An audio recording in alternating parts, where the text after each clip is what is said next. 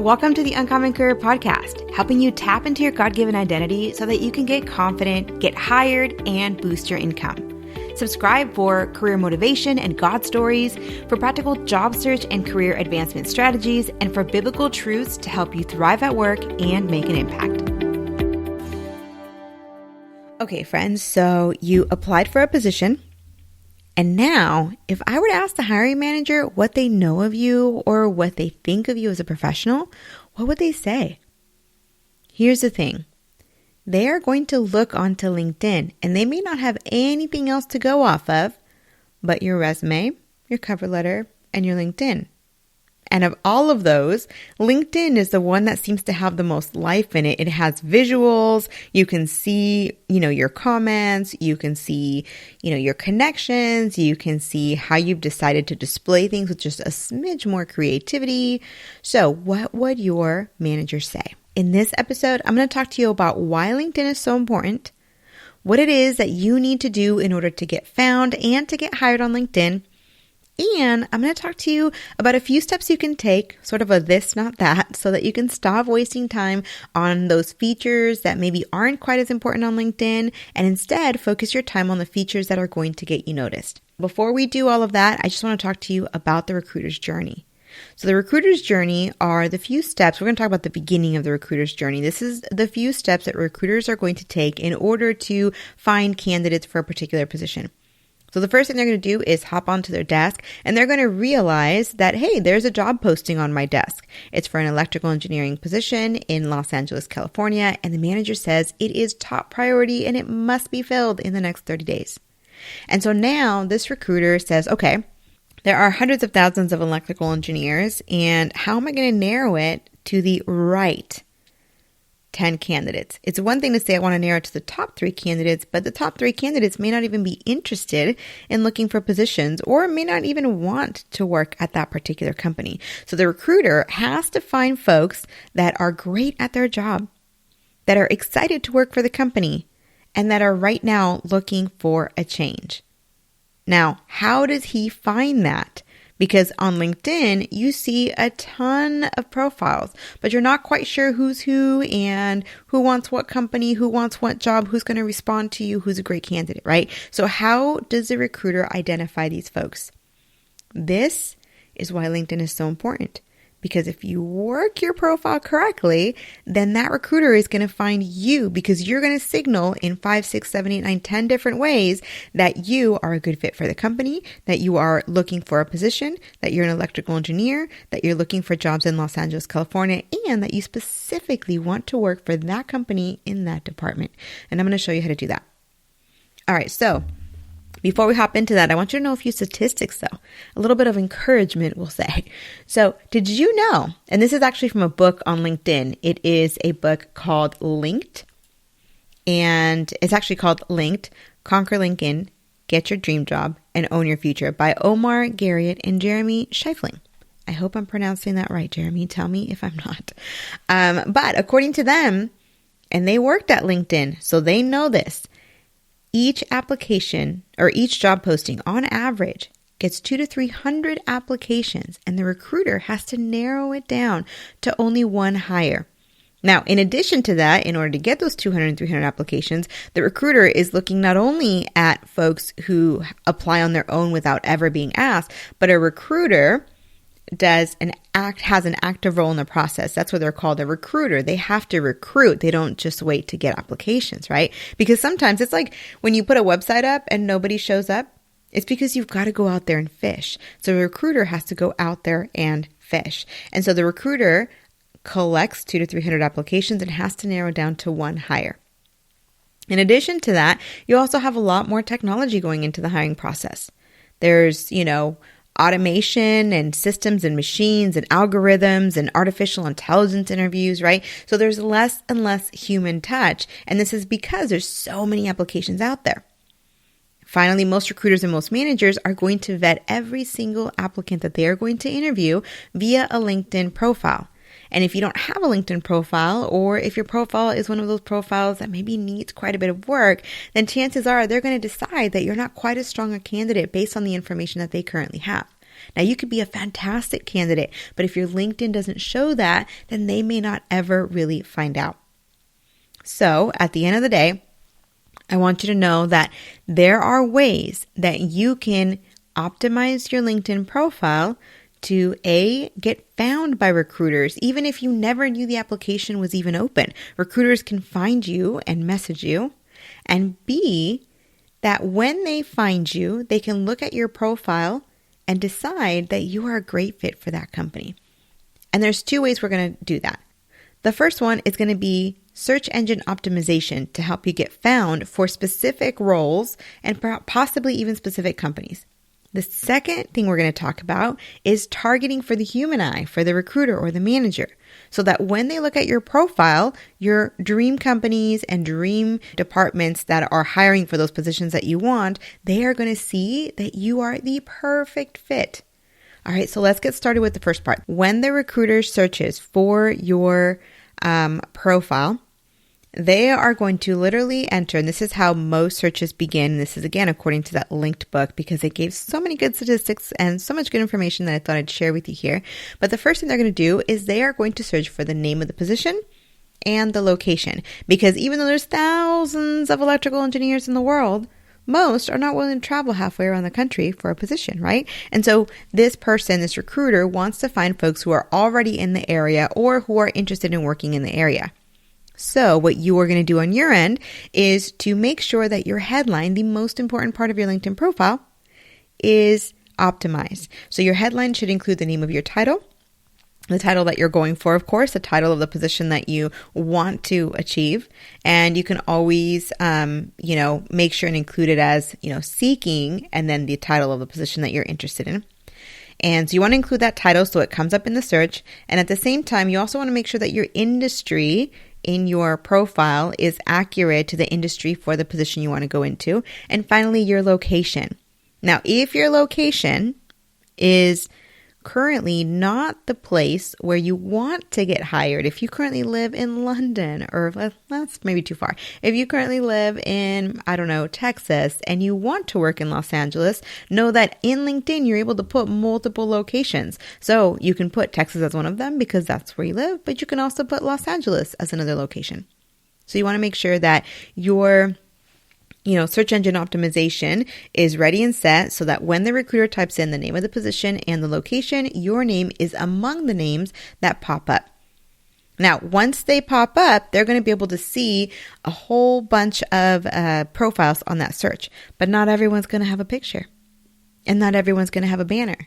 So having your visuals, ready to go, having your visuals appeal to the types of companies that you're applying to, and having your visuals demonstrate who you are as a professional as far as what skill set you do and how enthusiastic you are about it, those types of things. That's what you want to include in your photo and your banner. So your photo is relatively simple. You want to include a photo of yourself where you are the focus, where you are smiling if you're in the Western United States, and where if you are not in the Western United States, you also want to search the company and the location that you're at to get a feel for the type of culture in that location at those companies and to sort of reflect the same type of vibe. Now, remember that you are not trying to fit yourself into someone else's vibe. So if you are a jeans and sandals kind of person, you may find that instead of putting on a 3-piece suit to match the company that's hiring, you may instead say, maybe that's not the company for me. Maybe I can find a flip-flop and jeans kind of company. And there's many of those nowadays, right? So take a look at the company, the culture, and decide if that's a good fit. And if it is, it should be fairly simple for you to take a picture that reflects the same culture. As far as your banner photo, you want to take a banner photo that reflects your personality, but also your professionalism. And so if you are an accountant, it might show some numbers or some accounting charts or something, some accounting tables, invoice looking, banner, just something that is a quick visual that calls out to the recruiter, you're in the right space. All right, so that takes care of a good amount of the SEO as far as search. But there's also other parts of your profile that help your SEO, that help your search engine optimization. And that includes the keywords that are in your profile. So grab 3 sample positions and look through those positions for keywords. These are hard skills primarily, but it also includes soft skills, software, different methodologies in your industry, etc. And so you're going to start with those sample positions, identify and prioritize those keywords, and then include those keywords throughout your profile. And that's actually going to lead me into targeting. So as far as targeting, which is the way that you develop and craft your profile to be essentially a brand, that's what you're aiming for. You want it to be a brand that connects with the companies you want to get hired at for the positions you want to get hired for. So that when the human eye, when a manager, a recruiter, or any HR professional heads over to your LinkedIn profile, they literally connect with your profile almost immediately and they say, yes, this person is a great fit for the company as far as culture and values, but also, and even more importantly, as far as skill sets, because more and more companies are hiring based off skill sets, not just based on do you have the degree that is needed for this position, more on can we see the work that you do and ensure that you have the right skill set for the work that we have here. So you're going to go on your LinkedIn profile, grab those keywords from your 3 sample descriptions, and you are going to use those keywords to describe what you did in each of your positions, in each of your prior work experiences. And when you do this, remember that you don't want your entire resume on here, and you definitely don't want it to be a copy of your resume either. Aim to have some version of your resume, but it really should be no more than like 3, 5 at the absolute max bullets per position. I think 3 is usually a great place to be because it doesn't take too long to read, it's not overwhelming, and it can be even more powerful and impactful if you do it right. And the way to do it right is to focus those 3 positions not on the duties you were asked to do by your employer, but instead to focus on the impact of the tasks that you did accomplish, and to also include measures. So each bullet should absolutely include multiple of the key skills in the 3 sample positions that you pulled. It should include the impact of your actions, and it should include measures as far as the scope of your work and the results of your work. And again, craft every bullet targeted towards the position you want to achieve, not the position you currently have. Hey, so I know you're halfway through the episode, but I am curious. Has this podcast helped or encouraged you in any way?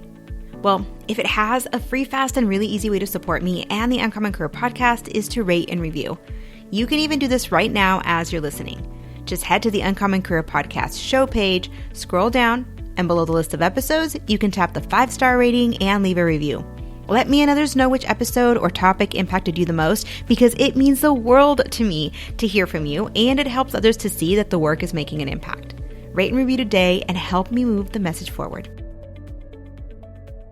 Now, the next thing to do is within each position and or on the skills section in general, you want to reorder the skills and even remove some of the clutter. If there's some skill sets that are from a past career or, skill sets that are not really relevant and targeted and prioritized for the position you're going for, you want to put those towards the bottom and really place the skills that are relevant to the position you're going for at the top.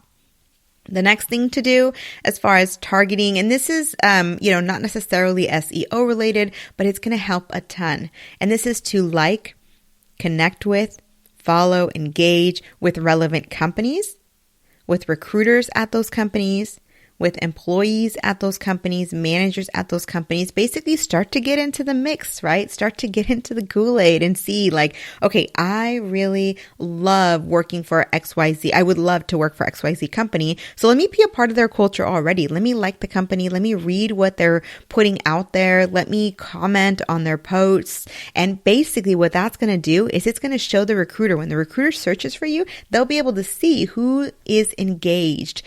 Are you engaged with their company? Have you shown interest in their company by connecting, liking, engaging, etc.? Even commenting straight up, hey, I would love to work for your company someday. Seeing comments like those, it's like feeling wanted, right? And the recruiter's like, yes, I know this person wants to work with me, work with this company, and I know this person is the right position and has the right experience. So altogether, you're really creating a story that when the recruiter lands on your profile, they have no choice but to be like, check, check, check. Yes, they are a electrical engineer. Yes, they are willing to or already are in Los Angeles. Yes, they are interested in my company. Yes, they are looking for work. And so you're going to do all of that with your profile. So now, when you're creating your profile, there are some things you can do to avoid wasting time and to get noticed on LinkedIn. So you're kind of shifting how you use your time. So let's do a little bit of this, not that. I want you to spend less time on getting those skills endorsements because, believe it or not, anyone can endorse your skills. And so it means that it isn't as highly valued.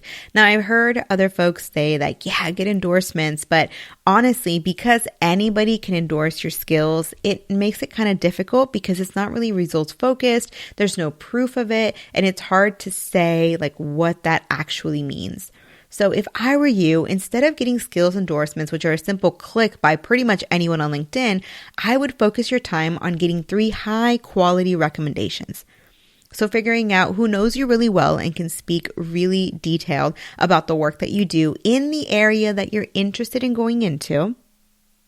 You can also ask someone else who has influence or who has a title that demonstrates that they know the work that you should be doing. They know what high quality work looks like, and they can vouch for you having that high quality work in that area.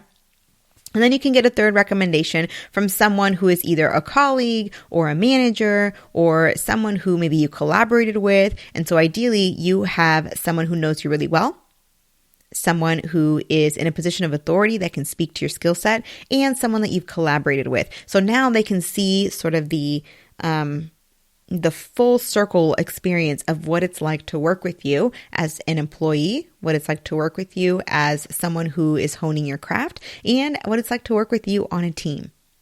I would focus on getting those 3 recommendations as opposed to accumulating skills endorsements, which are just a single click from pretty much anybody on LinkedIn. Now, the second thing is to spend a little bit less time posting, as far as sometimes we just kind of share our thoughts, and there's nothing wrong with that. But I would focus more on being really targeted as to what you put out there on LinkedIn. So focusing on, when you go on LinkedIn, you might see, some random post and you might say, oh, this is cool, right? Which is fine. There's nothing wrong with that. But if you're getting serious about getting hired on LinkedIn, I would say, okay, every day I'm going to spend about 15 to 30 minutes looking through posts to find the ones that are most relevant to the position I'm interested in and or posted by the companies that I'm interested in. And I'm going to like, comment, connect, basically engage, repost even those posts. And so now when recruiters from those companies are searching for people with the title that you want, they can see, wow, not only does this person meet the qualifications, but they very much like our company. Let's start with them. All right, the next thing to spend a little bit less time on is that perfect wording on your bullets. I feel like sometimes we spend so much time trying to word it beautifully, and it's not so much that beautiful wording that helps us to get hired. It's more on whether or not we include keywords, measures, and even visuals. So write the bullet, and if it includes the keywords that you need, if it includes the measures that you need, then guess what? You are done. As long as it's grammatically correct, don't worry about how beautiful it sounds or which adjective to use. In fact, try to remove all adjectives from your LinkedIn profile and from your resume. There is very little evidence for putting adjectives in any of those materials. Instead of the adjectives means that you are telling someone what your work is like. Instead of telling them, remove the adjective and show them, meaning go into the media section for that experience, for that position, so you can include visuals that demonstrate what you did. Instead of saying that you set up an efficient process, show a visual that demonstrates the amount of time that you saved and the amount of resources that you saved, like a before and after. You can put a link to a website if you designed a website, or you can put a link to a poster if you presented your findings at a conference. Those visuals are extremely important, and those visuals are what's going to get you to the top of the recruiter's list when they're deciding who to move forward. Now, finally, it might be helpful to spend less time on all those additional bells and whistles on your profile. So I know when you can add a section, you'll see all these opportunities to add so many things, courses you've taken and volunteer experience and all these things, right? And sometimes we spend time trying to beef up our LinkedIn profile by adding things and trying to figure out what else could I possibly add. But it's okay to keep it simple. You don't have to rack your brain over all these extra features. And so if you focus on your experience, anything that's relevant, anything that comes to mind that you're like, oh yes, I do have great volunteer experience that's relevant, awesome, throw it in there. But more than anything else, spend your time on those high impact, high traffic areas. That's your headline, your summary, your experience, and of course, your engagement with other folks on LinkedIn, particularly those that are relevant to positions you want to go for. Okay, my friend, so it's been about 20 minutes now, and all together today we've talked about why LinkedIn is so important.